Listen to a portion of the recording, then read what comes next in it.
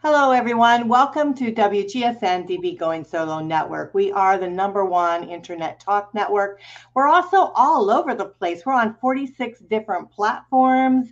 We're on Roku TV, Amazon TV. So wherever you like to watch us, we love it, and we will hope that you'll continue. So we have got a great show here today. It is Going Solo with Cece. I am Cece Shatz. I am the Doyenne of relationship building. What that means is I'm really a connector. I connect wonderful people to those who are in need. And so if you are struggling through divorce or possibly a relationship loss, if you're really in that transition of stepping into your new life of being single, just know that we have the right people for you, that we'll connect those people for you. So I am a divorce, dating, and a life coach, and I connect singles throughout my network, which is the Going Solo Network, for many years now. And I want to thank you guys for joining us.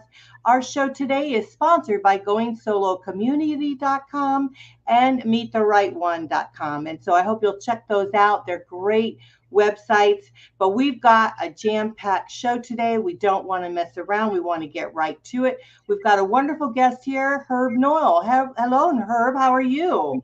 Well, very fine. Pleasure to be with you this morning. Oh, it is great having you. Now, Herb, you're the author of The Widow's Journey and the host of the Widow's Journey podcast. And so tell us, and you've got a great book out too, which is actually called, you guys, it's right there on Amazon. It's called The Widower's Journey.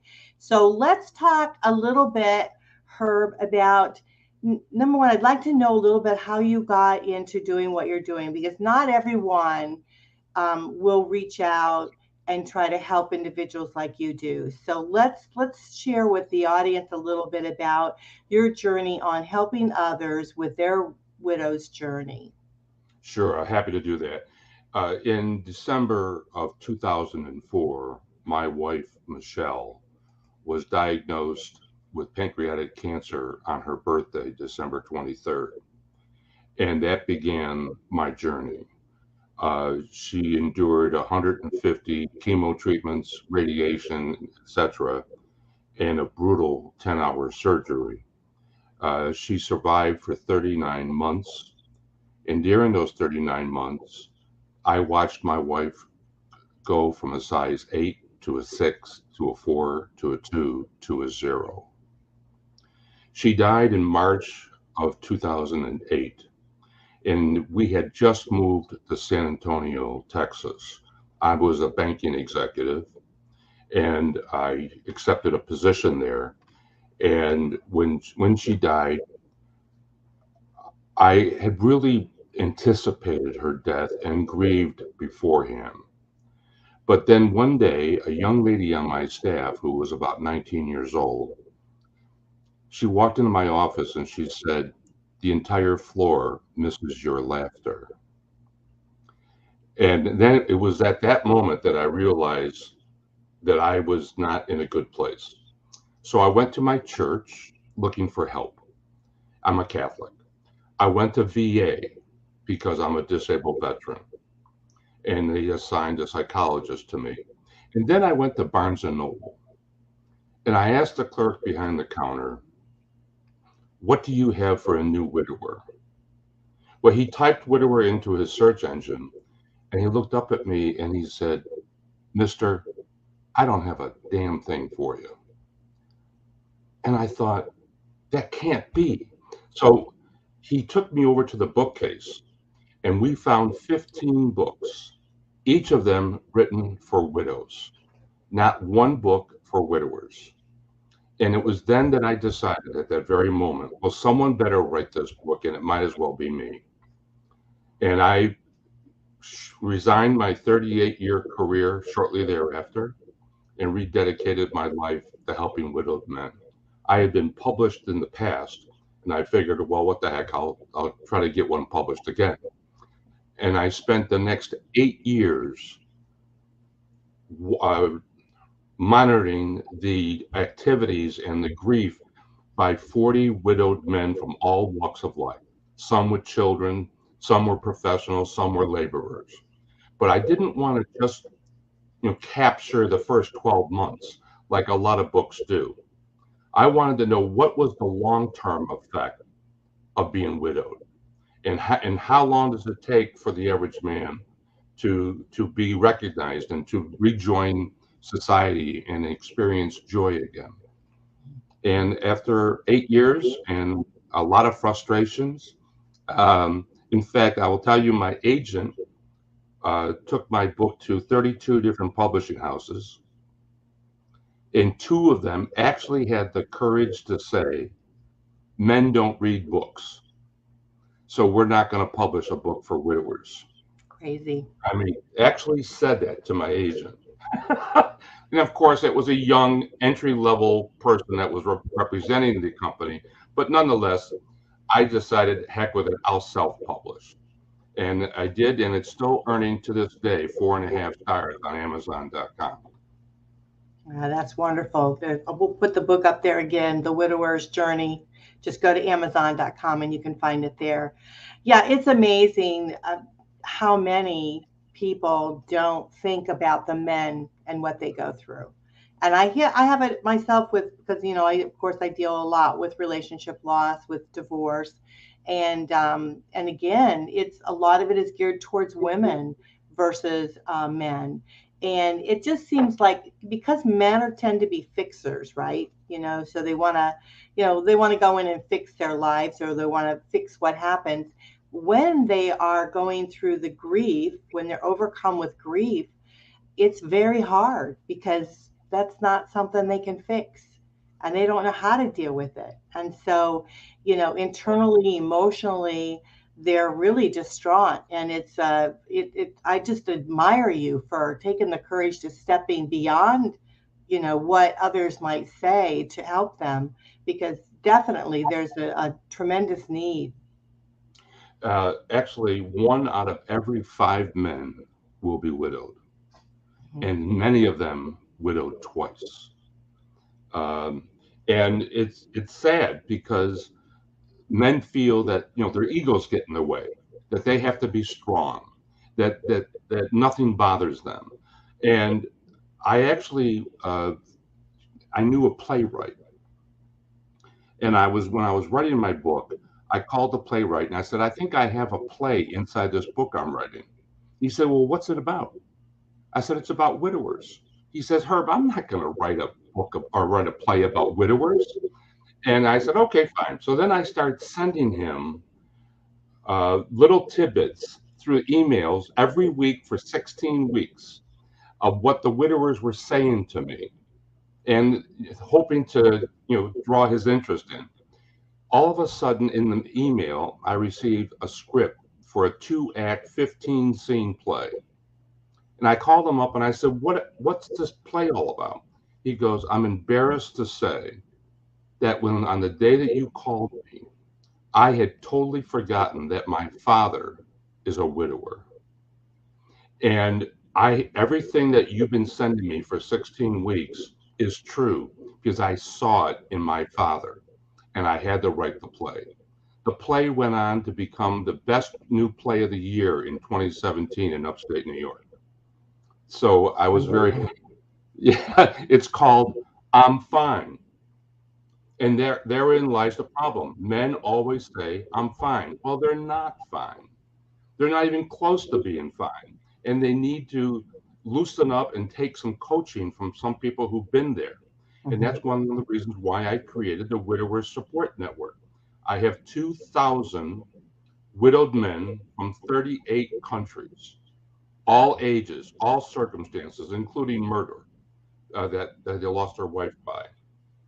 And it's the only place I know where a widower can go in, and I only allow men in, and the widowers can ask any question they want and not be judged.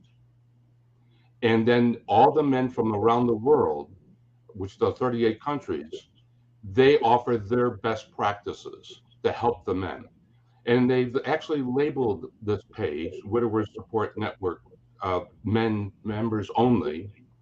They actually labeled this page the best resources for widowed men on planet Earth. That's And wonderful. I think they're right, because there's nothing else like it. I mean, it doesn't exist. Well, So we call that paying it forward. In my group, my group I have for a divorce and relationship loss, and it's the same way, because the reason being is not only have they, connected in shared experiences, right? Because they've gone through this, they've walked the walk, so to speak, but they also, part of their healing, right? Part of our own healing is helping others. And so it's a tremendous thing that you've established there, with allowing those to be able who have walked the walk to step forward and help other people, because it really does. When you take the eyes off of you, the pain doesn't necessarily go away, but it kind of diminishes, doesn't it? Because you're reflecting a positive energy on someone else. So it's really a tremendous thing that you've done. So it's really great.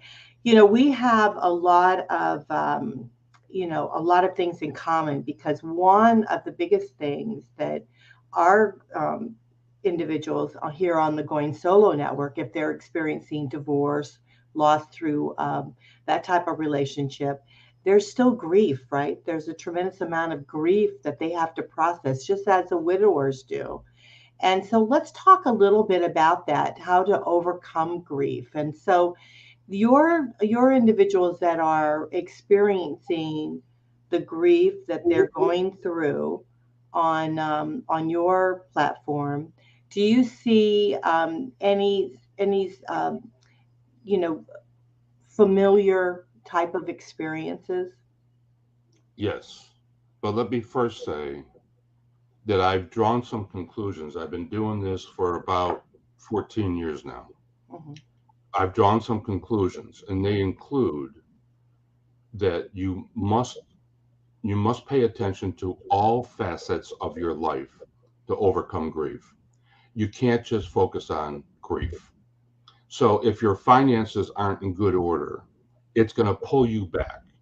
If your relationships with your spouses and parents is not a good one, it's going to pull you back.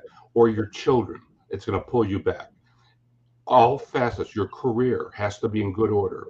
If you were promotable before the death, you need to be promotable after the death. And I will tell you that I left my office in San Antonio for about 12 weeks. I was very rarely in the office. I felt at this point in my life, I needed to be with my wife. And as a result of that, the CEO of the company took some responsibilities away from me. And I, in essence, was demoted. My title was the same, my salary was the same. He was good that way, but he realized that I was distracted, and he had to reassign some duties to some other people. Now, I reported directly to the CEO, so I had a very senior position. I would have done the same thing if I was a CEO, because the company has to stand alone. Well, the same thing with your career. You have to be able to perform, and if you can't perform because you're distracted, or if your health is poor because you ignored your health for years while you were a caregiver, and then and that little ache and pain, you said, oh, it's not so bad, my wife is suffering and I'll pay attention to her ailments, not mine. Well, that's a mistake, because that little ache or pain turned into something serious, and now you have the health problems. So I actually drew up 15 rules to follow when you enter the grief journey. And one of them is take care of all facets of your life. And you do that by surrounding yourself with coaches, your advisory board. It could be a relative, it could be a friend, but you need to have talent around you, people who know and have demonstrated intelligence and special skills, and who you trust, and share with them what's troubling you, and let them advise you. And then also, I would say men have to have purpose. So, like when the wife tells the husband, honey, the lamp is out, what she's really saying is, fix the lamp. That's what Where's she's the saying. light bulb? Well, and men know their role because men are fixers. But when men are widowed, they see themselves as being broken. And then they try to fix themselves. And then they withdraw from society and they sit in the dark in their homes eating TV dinners. And they're just and they have to get out and have purpose. And I tell the men all the time, get off the sofa, go volunteer for the Red Cross or Boy Scouts or a little league or your church or something, but get out into society and contribute because your life's not over yet. And then what I hope that they all do is they celebrate their wife's life by living theirs. Very well put. Mm, for sure. Yeah. Yeah, Plus, along the way, they're helping, right? They're helping themselves. They're helping other people. They're experiencing life. They're not on the sofa, and they're experiencing life a little bit, um, getting energized, right? So yeah, all very good advice. Wonderful advice. um, yeah. Men also make great husbands. Widowers make great husbands. Now, you may say, why would they be so special? And a lot of the men become insecure because they haven't dated for years, and they don't know whether or not they can even attract, another lady. I was very insecure when I was widowed. I had very little confidence that I could attract another lady. As it turns out, I got lucky again, and I'm remarried. But um, it's hard for men who have, their weight has changed. They're not as athletic as they used to be. They have less hair. They have a lot of problems. But that's So life. That's part of getting, I hate to say, getting older. We're all kind of like that, right? We're not, I certainly don't look like I did when I was younger. And yeah, so we all change. We all do. But I will right, tell you, from being a divorced woman, yes, I think widowers are definitely um, ones to date, as long as they've healed and they've gone through the process of being ready for someone new in their life. So yeah, right, because I mean they have the qualities that sometimes they're not. Divorced men, the problem is a lot of times they're rejected, right? They have that rejection, that the feeling like that, the feeling of brokenness, and they have to heal from that to be able to move forward. Well, widowers, I mean, what has happened to them is something they totally couldn't control. And so it's not a reflection upon them where they need some, guidance to be able to do some, maybe even some correctiveness, that type of thing. So it's just really stepping forward in a positive way, and energizing yourself to be able to go forward and being ready to have someone else in your life. let me tell you why I think widowers are a cut above.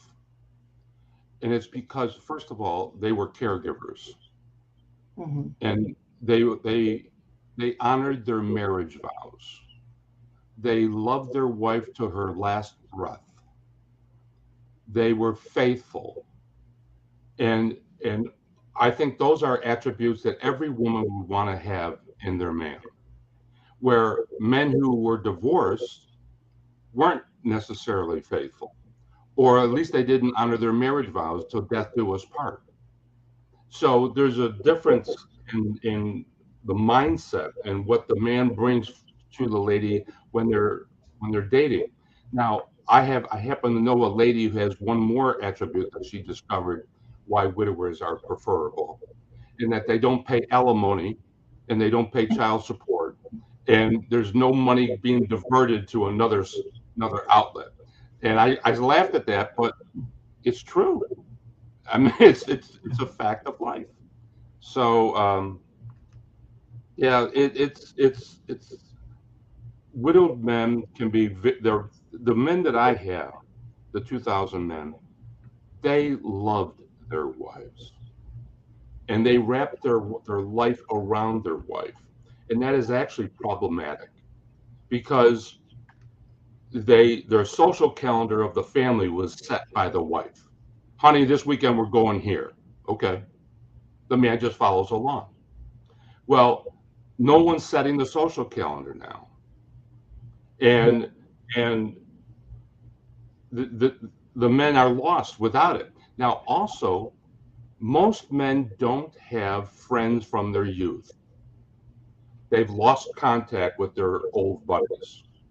So their contact is basically with their coworkers, with their customers, maybe the people at church, maybe a few neighbors.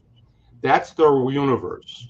With the wife gone, many men have complained that they no longer get invited to couples gatherings like they used to, because the wife was the kingpin.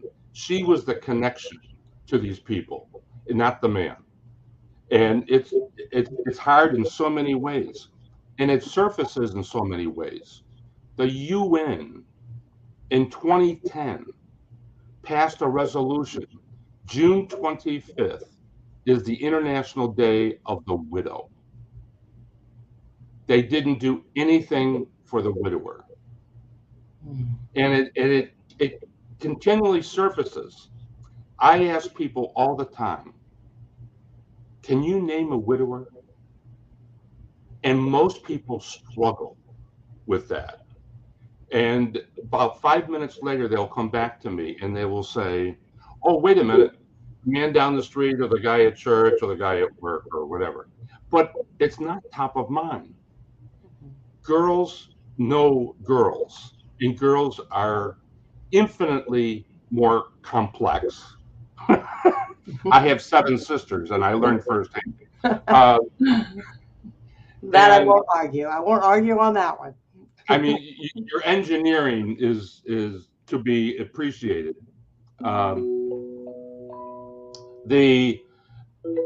You're able to make new friends infinitely better than men.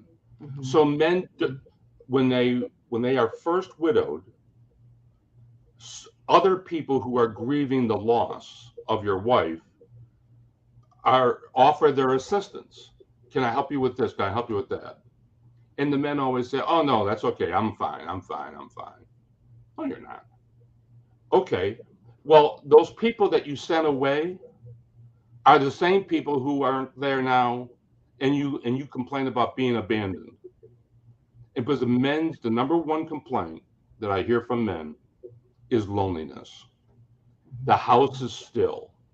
Some men even put their wife's perfume on their pillow so they can smell the fragrance at night. And it's tragic. I mean,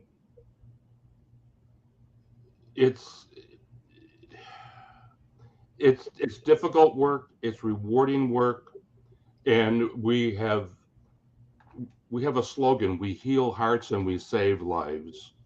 6 men have openly admitted that they contemplated suicide, and they did. My services, which are free, help convince them not to do that. So that's why we adopted that slogan. Yeah.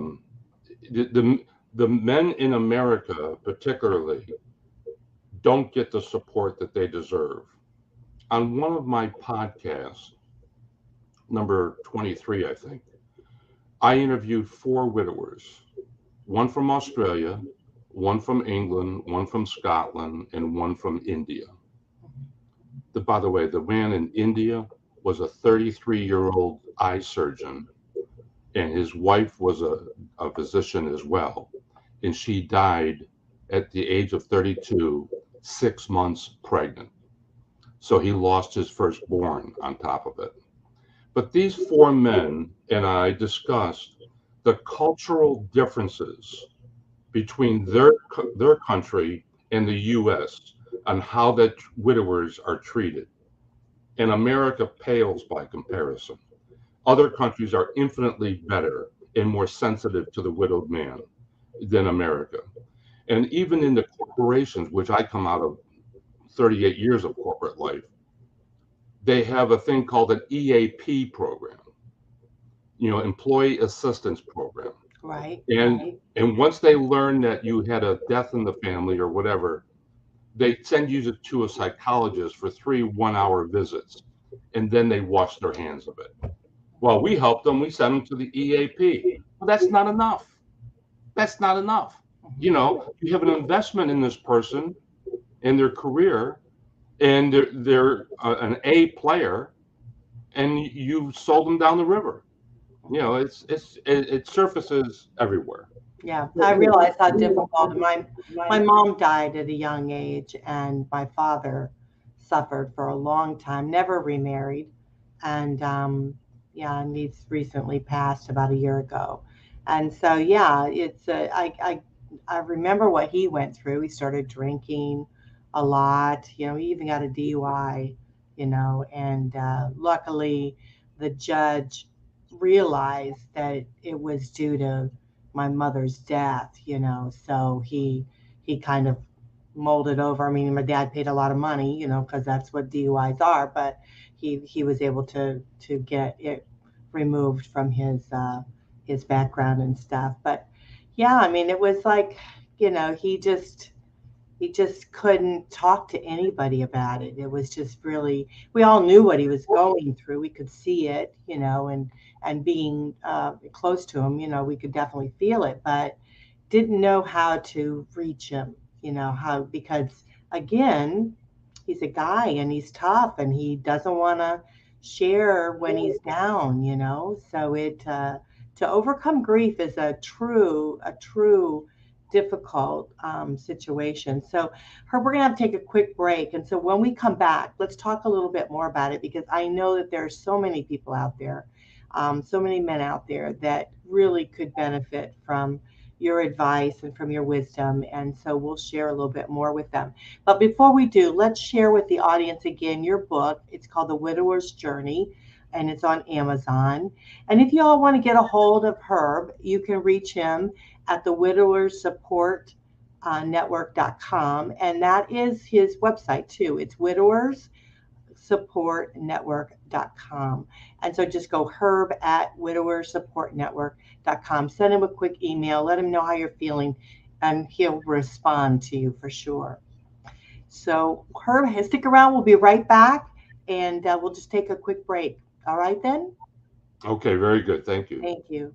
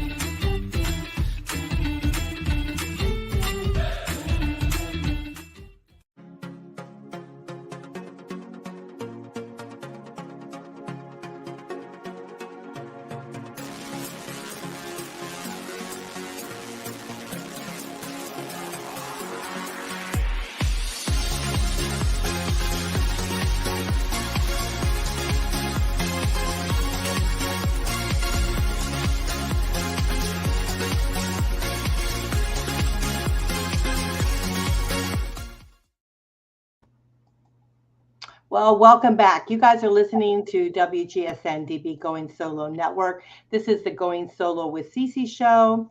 We've got a wonderful guest here with us today. We're talking about how to overcome grief with our guest, Herb Knoll. He is the author of The Widower's Journey and the host of the Widower's Journey podcast. He's got a terrific book out there. Those of you that are going through this definitely need to check it out. It's The Widower's Journey on Amazon.com. And I want to make sure we share a couple times here how to get a hold of him because it's important information. Just email Herb at widowerssupportnetwork.com. The website is widowerssupportnetwork.com. Now, Herb, you're on Facebook, right? You've got a group on Facebook. I'm sorry, say what? You have a group on Facebook, am I correct? Yes, I have 2 Facebook pages. Okay. I have Widowers Support Network dash members only. That's the one that's just for men. And by the way, we extend invitations to widowers, men who are caregivers, men whose wives have dementia or Alzheimer's, and men who had an unwanted breakup. And they're all invited, but by far, the vast majority of the men are widowers. Yeah. And the other one is just the Widowers Support Network, and that's available for much of the same content to ladies and gentlemen. Yeah, it's great. It's great work that you do. Like I said before we closed, that my dad, was a widower and really, really struggled. I mean, of course, he's old school and didn't really know how to reach out, I mean, he did some devastating things to himself, to his health, trying to get through the process of grief. And he did come to the other side of it. And I eventually became the caretaker of him. And so, yeah, so I totally understand how you lose yourself in caring for those that you love. And so, it's not an easy thing. So let's talk to the audience a little bit about how to overcome grief. And I mean, that is a huge subject. It's there's just many facets of it, right? Grief itself. And I know you had mentioned that you had some advice that you give others out there to overcome grief. So what would you say? Can you share a little bit with our audience here today? Well, I've actually already said it, and it is deal with all facets of your life, not just one, because you're going to be continually pulled back into grief. Also, become a student of the industry of grief. There are brilliant works out there. Right now, there's a new book that was released this year called The Grieving Brain. And some people can't overcome grief for a long time. And people wonder, like, what's wrong with them? How come they're not over it yet? Their wife's been dead for 6 months. Well, it could be 6 years. And the grieving brain addresses it. The author, who's a PhD from Arizona State University, I think, she studied, along with others, how the brain functions when people are grieving. And the blood flow enables the various parts of the brain to function. And the blood flow is altered when grieving. And if it doesn't restore itself, you're going to be grieving for a long time. So there's a health issue, there's an anatomy issue that holds a person back from recovering. So don't be surprised if some people grieve longer than others. It's as natural as breathing. I would like to approach the topic of new ladies, and some men think, I told you that they're fixers. Some men think that if they meet a new lady, that'll fix it. And men marry much too soon on average than ladies do. But men will date one lady and propose to her because he's comfortable with her, or maybe 2. I always tell them, what's wrong with playing the field? Go out and date 12 ladies, 24 ladies. Okay, I'm getting anxious because I get excited about this topic. We should have you come back on and talk about that because I've got a whole thing that we definitely could share. So let's make a date to come back on and talk about that because I agree with you, and not only about the widowers but also about individuals that are moving forward in their lives after a relationship loss. So definitely we gotta come back on and talk about that. But I wanted to. oh, we got a little bit of feedback there. But I wanted to talk a little bit about the grief process, because people think, and just as you said, that, okay, there's a time period and bam, I should be over it. Well, that doesn't necessarily take place, because the elements of our lives are progressing, right? And just like we're coming up now into the holiday season.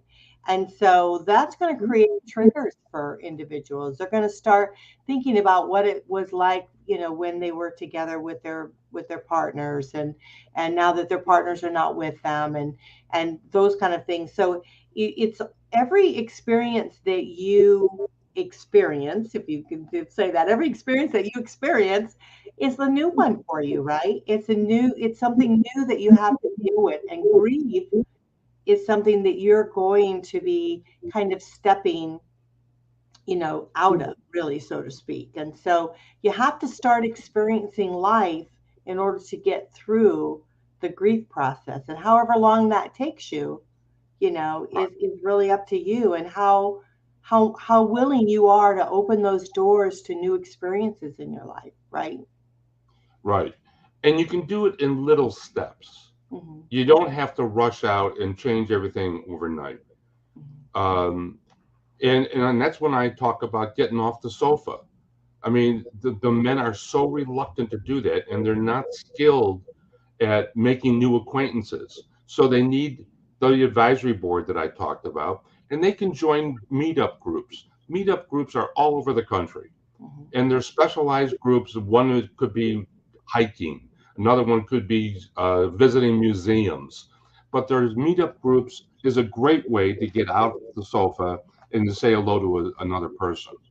Right. But I want to caution the men, at least, that don't look to replace your wife.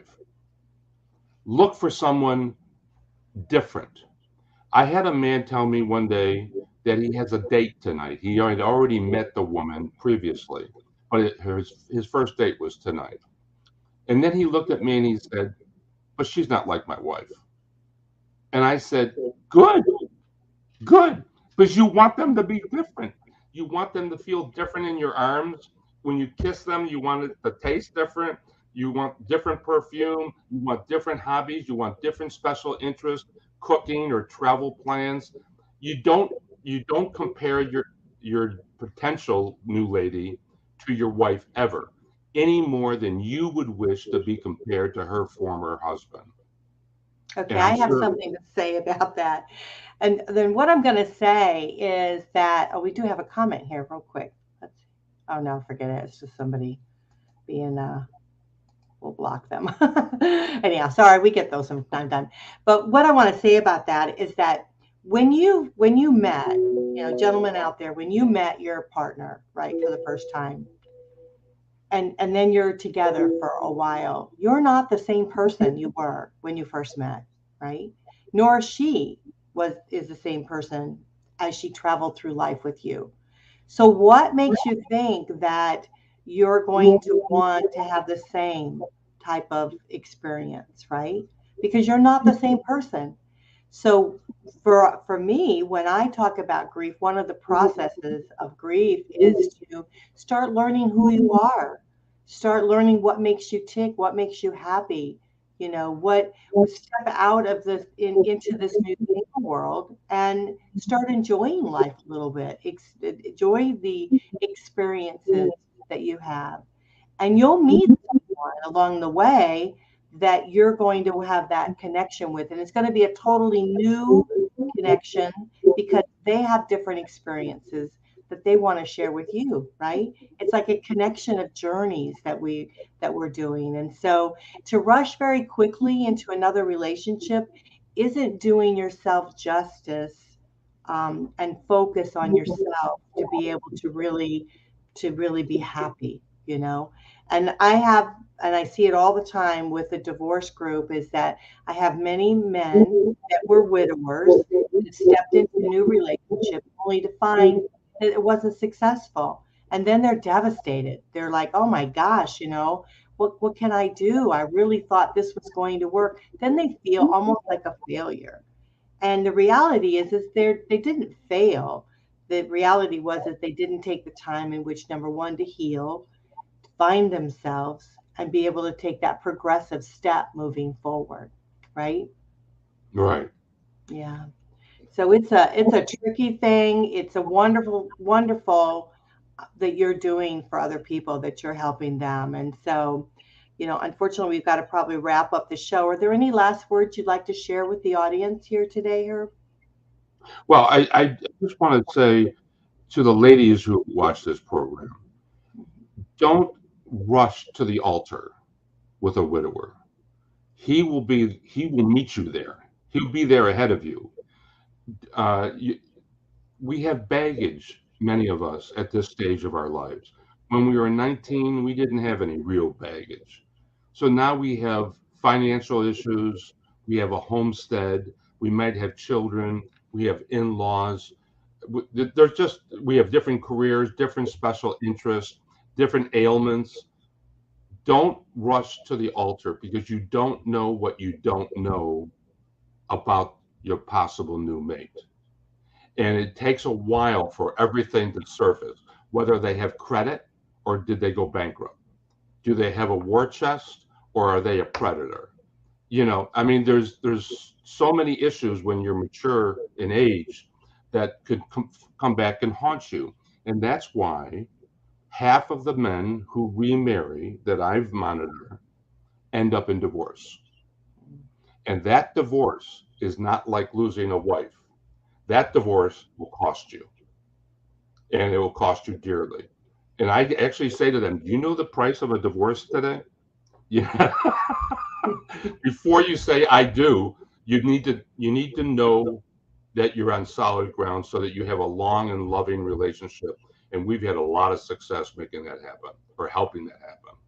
Yeah, great advice. Great advice. So, everyone out there, please go and get the book, The Widower's Journey, on Amazon.com.